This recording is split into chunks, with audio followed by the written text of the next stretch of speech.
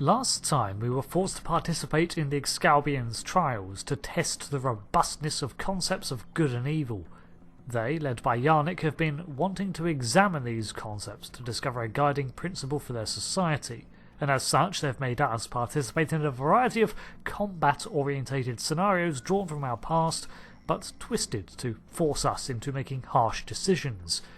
Whatever we chose, however, Yarnik seemed to focus on the worst-case outcome for everything. Now we've returned to orbit with 7 of 9 to await the Excalbians' judgment. Looks like the Excalbians are ready to resume the trials. As you know, our participation is required, whether we like it or not. Under the circumstances, keeping them waiting isn't wise. We beam back down to the burbling lava fields of Excalbia to find the simulacrums of Lincoln and Michael Burnham already here and waiting, as well as the imposing bulk of our supposedly impartial judge, Yarnik. We have seen many things in the trials. Your actions have given us much to consider, but we require more data. You said that the trials were complete and that you'd be reaching a decision by now. But fine, if it will stop you pursuing the path of evil, what must I do? You can remove yourself from the trials if you so desire. I believe you are aware of the consequences such an action will bring. Yes, you explained before that us not participating is tantamount to admitting that evil is superior. Go on then, what's this trial? Then, if you wish to proceed, the portal awaits. I know. The next trial lies this way. I wouldn't be so annoyed if I was convinced Yarnik was actually giving us a fair shot. So for the final time we approach the portal to see what they've recreated for us to experience again. Oh, no, I've been here before. These are the final hours of Iconia, the mission we undertook with the Alliance to travel back 200,000 years to alter the Iconians' path of destruction and ended up inadvertently causing it. As the most advanced power of their time, many other species banded together and attacked them for their technology, and during the process, the Iconians lost their world heart, their repository of knowledge and all culture for the Iconians. Doing so meant that they also lost any hope of rebuilding their civilization. This is incredible. The architecture, the technology, the art. It's not like anything I've ever seen before. Where are we? Ancient Iconia. And I'm afraid to say this is not going to be a fun visit if it's anything like the original trip. Judging by the bodies, I'm going to say it probably is. The Excalbians have dropped us into another planetary assault by the look of things. There's a battle site ahead. We might be able to learn more about our surroundings by examining it. Agreed. I have to keep reminding myself that just because it all looks the same, it doesn't mean that it is identical. For all we know, the Gorn could be invading. Well, we study the fallen bodies here, and it looks to be the same species that originally united against the Iconians. So, if the enemy's not changed, then we can guess the Excalbians have changed something else. Fascinating. According to my tricorder, these soldiers are from extinct species. The Dynasians and the Ikabar. Yep, 200,000 years ago. The Dynasians might still be around, we've got unconfirmed reports, but the Ikabar, they're long gone. If this is the fall of Iconia, we might be able to stop the chain of events that eventually lead to the war. Considering the previous trials, I can see that as the pivotal event we were sent here to encounter. That would be a suitably grand choice to have to make. Speculation though, let's carry on. That last hit wasn't far from here. Picking up heavy gunfire nearby. Keep your weapons handy. Well, looks like the assault against Iconia is already underway.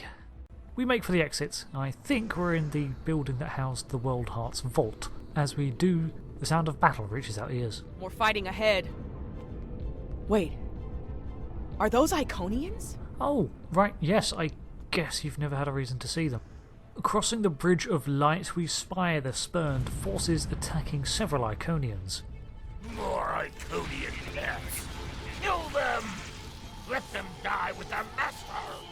The battle is short. Our attack serves as little more as a distraction, but one the Iconians seize to their advantage. The tall, slender figure that then approaches, clutching their staff, is one we are familiar with. It is Taket. I am Taket of Iconia. You are not known to us. Halt and identify yourself. It was Taket's rage that led the Iconians to become the galactic threat that they were in 2410. And to be confronted by them now, again, is uncomfortable. But I am Admiral Mark Hale. I do not recognize your species, but you have taken up arms to defend Iconia. That makes you an ally, and your assistance is appreciated. You have my thanks. Sure, you're welcome. I am called Lemiran. My thanks to you as well, newcomers. Our situation is quite dire. Mtara, our leader, has fallen. Iconia will soon be lost to our enemies. We must withdraw. We were trying to reach a nearby gateway when those soldiers attacked. Their reinforcements could arrive at any moment. Will you help us once again? We note that Lemiran has the World Heart in her hand. Orbital attack. The warfare of cowards. Orbital what? Oh! Energy rains from above. All the Iconians have built has been reduced to rubble in one night.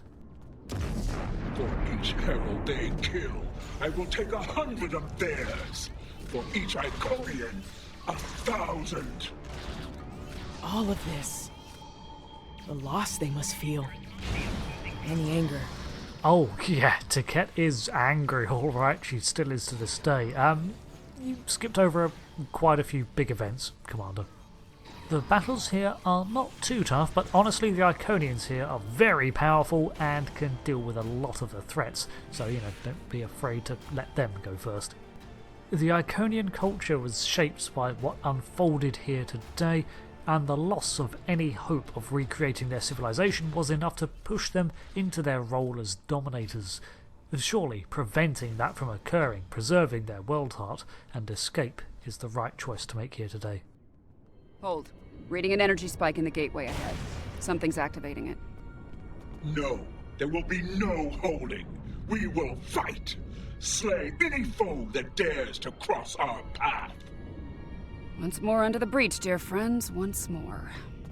Henry V. Nice. I prefer Henley myself.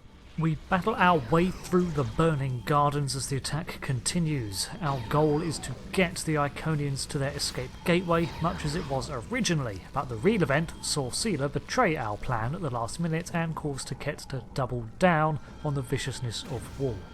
Now, we don't have a Sealer with us, thankfully, so clearly the Excalbians are going to go and throw something in our way. As we reach the gate, it activates.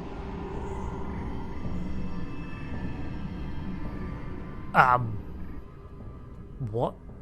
That's Taket. Okay, to Taket's time travel. Missing an arm, so this is after the encounter with Kalis. I have returned to the time of my greatest failure. It sickens me to see the hell Iconia in such a state, laid to ruin by the barbaric dregs of the galaxy. This time, I shall not fail. Lemiran, give me the world heart. Give me the means to rid the cosmos of our enemies. To return Iconia to greatness once more. Oh, come on, Yarnik. Now you're just breaking the rules. Literally, Iconians can't time travel. It's the nature of their biology. That's how we defeated him in the first place. This literally can't happen. I hear the bloodlust in your voice. I see the hatred burning in your eyes. But you do not frighten me. The world heart is ours. We will use it to rebuild what has been lost. Be gone from here, demon. You will not prevail on this day. I didn't expect that. But yeah, Ancient Taket is right. That energy is protecting the demon. Oh shit. I can disable the gateway to stop that, but I need time. So alongside the future Taket, more gates open and heralds pour through. You fought a war with the Iconians and survived? I'll explain later. The gateway is ready. Use the console in front to shut it down. So, after taking out the smaller gates to cut off the reinforcements, we follow Lemurian's directions. Unfortunately, the control panel is currently swarming with heralds. The gateway is ready. Use the console in front to shut it down. I did. Ow. The gateway is down, but someone on the other side is powering it back up. Defend yourselves. The Iconian weaponry can target one person, then diverge to nearby ones, arcing through them to hit around cover. I'd forgotten it could do that. And if we do spend too long behind cover, well, then the future Taket comes to get us. Despite that, however, darting in and out of cover is probably the best way to deal with this fight once all the heralds are gone. Burnham, I wouldn't... Is restored. You could. I will signal you when I am ready once more. The gateway to the future is restored, as are the smaller ones around the edge, so as before, we prioritise those. The gateway is ready. Use the console in front to shut it down. The gateway is down, but someone on the other side is powering it back up. Defend yourselves. So, someone is on the other side of this gate and keeps reopening it, but who is it? Future Taket's forces? The Excalbians, trying to make things worse for us? Unfortunately, our wildest predictions prove wrong. The gateway is restored. I will signal you when I am ready once more. This skirmish continues. Every time the gate reopens, additional ones appear, depositing more herald forces. But I do wonder what's going through the ancient Iconians' heads right now to see their future so vividly before them.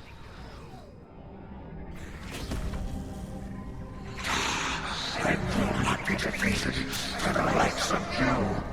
My life is not yours to take further.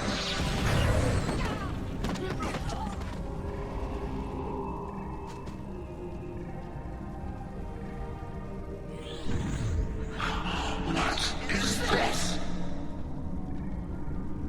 Honored mistress, use this to restore your strength. Yes, you serve me well, Hakeem. What? What have you done to me? This is inevitable. Yes. Resistance is futile. Sister, what have you done? No, you can't.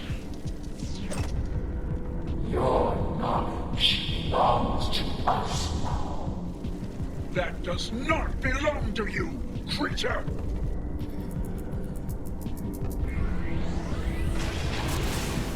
We will add your biological and technological distinctiveness to our own.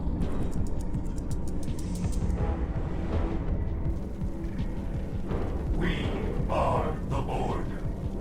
Existence as you know it is over.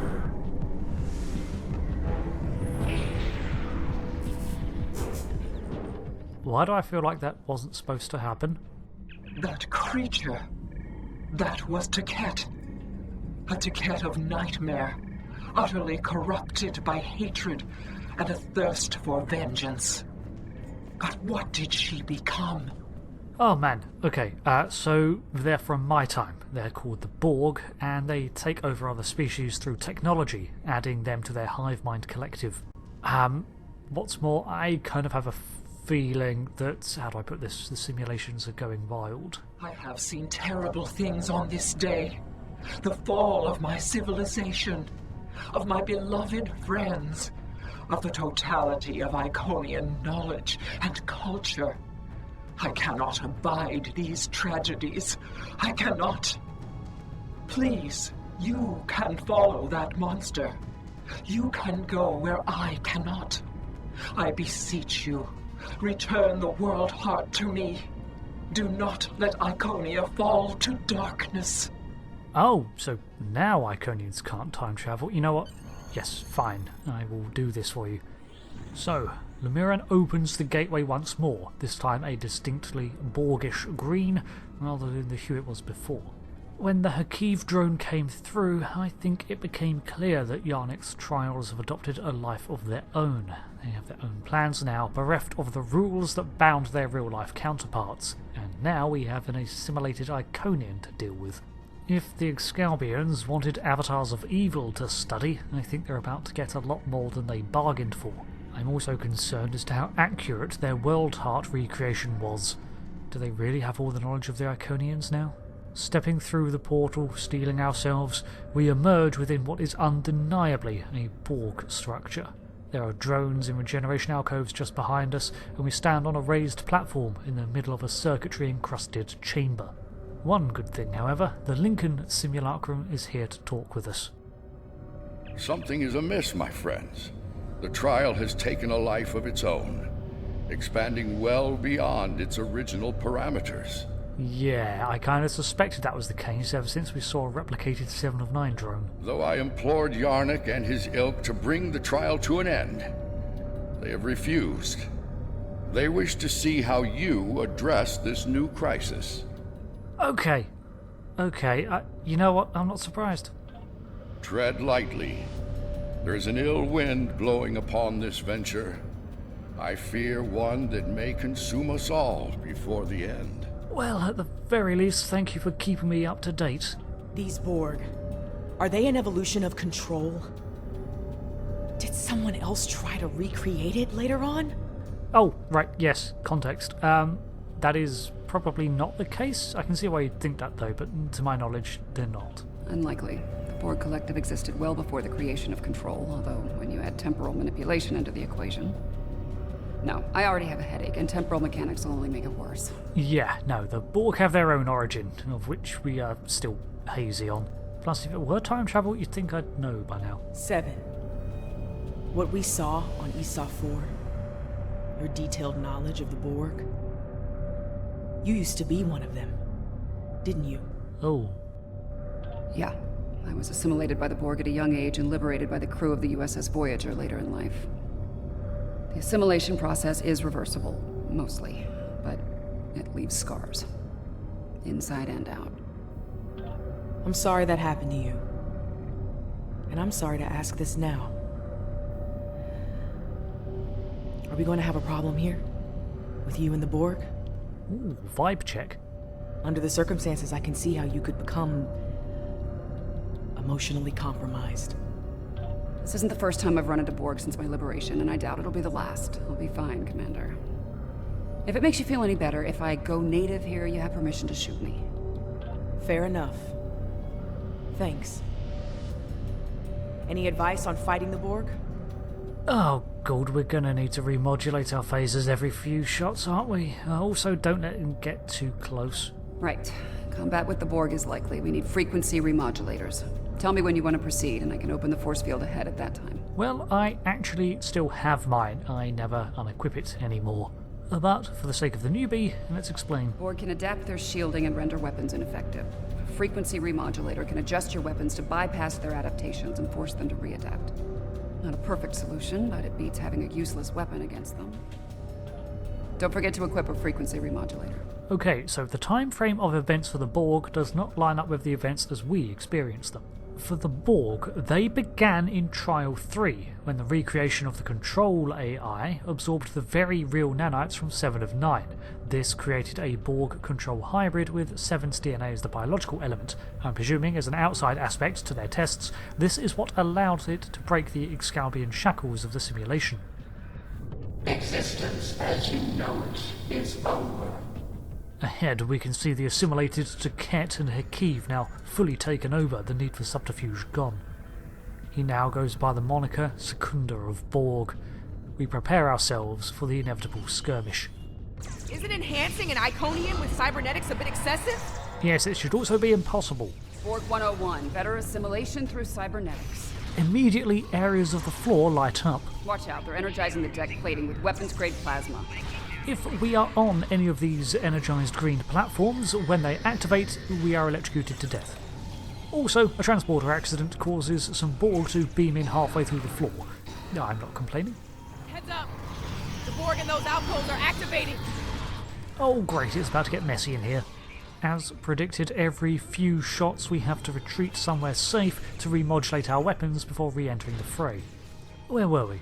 After the 7 control Borg thing was made, it then beamed away to find a nice undefended location on Excalbian, an unused simulation perhaps, and began to assimilate it, converting it into Unimatrix 01.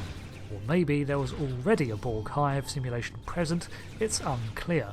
Either way, that's where it went. From here, it then learned of the Iconian simulation, a tantalising target for the Borg, and set out about hatching a plan to obtain their knowledge.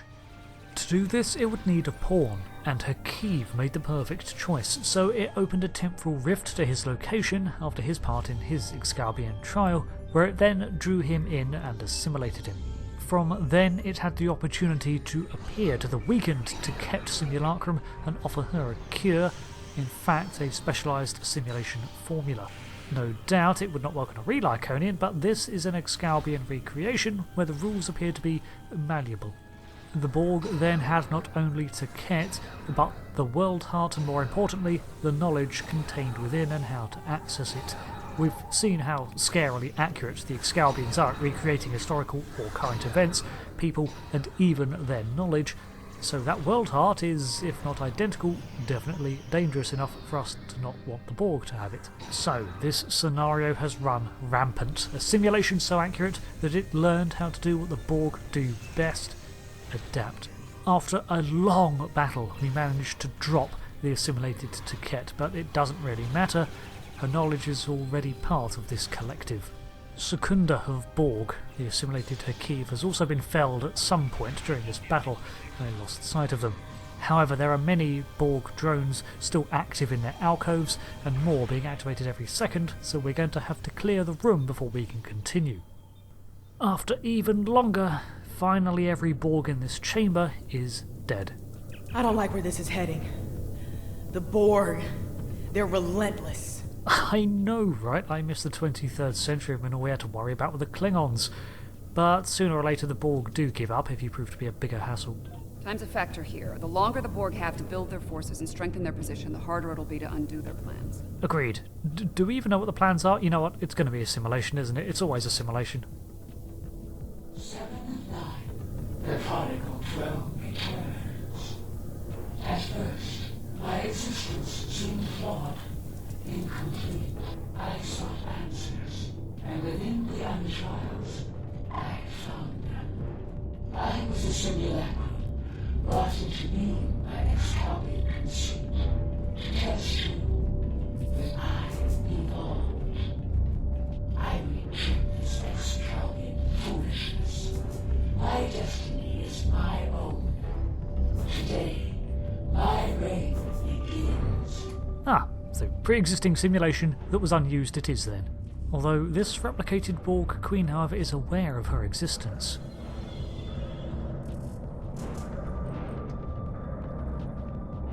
I am designated 7 of 9, tertiary adjunct of Unimatrix 01. You will be assimilated. Resistance is futile. This room has automated defenses. Watch where they're targeting. This battle against the 7 of 9 drone is a tight one, as Borg will constantly beam in from adjacent chambers and a central pillar takes aim at us periodically attacking, so we have to keep mobile. Attacking the Borg as they enter with large area of effect damage is generally the best way to deal with them, and then in the interim focus your fire on the drone 7. But this 7 of 9, which is a control hybrid, let's not forget, beams away. Well, that was thoroughly unpleasant. I confront my past from time to time, but it usually doesn't shoot back. Yeah, so Burnham may have had a point. Confronting the Borg is one thing, but that was literally... How are you? I'll manage. We need to deal with my evil twin and the Queen, however. The thought of them both running free makes me very uncomfortable. Yes, and if they've teamed up, that would explain why the Borg Queen is aware of the Excalbian trials. We check these side rooms only to find empty alcoves, so we press on to find a corridor littered with Borg drones. They're all going to activate the minute we step foot in there, aren't they? Long story short, yes, they all activated the minute we set foot in that corridor. Watch out! More drones! However, the fighting is not done yet, because at the other end of the corridor are more drones. That's the thing about Borg, there's always thousands of them. So after dealing with yet more, we're confronted by a security field. I'm picking up a lot of energy spikes in the next room. It could be weapons fire. That's not necessarily a bad thing. Any idea what the next room is, though? 7, you're most familiar. It's the personal chamber of the Borg Queen. Maybe the Excalbian sent some allies to help out. If so, they might need our help. Want me to lower the field? Before we do, I just want to note something. The chamber ahead is the core of a unimatrix, the place to which all the collective's thoughts flow, and they're regulated by the Hive Queen. And while not a part of the collective, how freaky is it that we can hear the whispers of the Hive mind, almost indistinguishable against the background hiss of machines.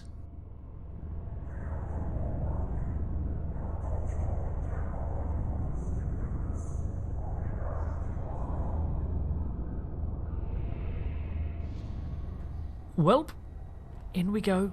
Wait a minute. On the floor before us. Huh. We stand in a large chamber on the middle of an elevated platform. At each corner are pillars and catwalks, but along the opposing walls are sinewy cables that writhe with false life. They all connect to this central podium, a pillar, monument of Borg design and a hub for the Queen. Her throne, if you're feeling dramatic.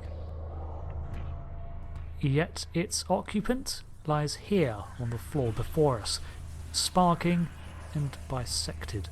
Just what has happened? This must be recent. The Queen was just speaking to us when we arrived, but one thing is clear. By their own admission, the Excalbian trial is no longer just a test. It has taken on a life of its own, and we're going to have to contain this.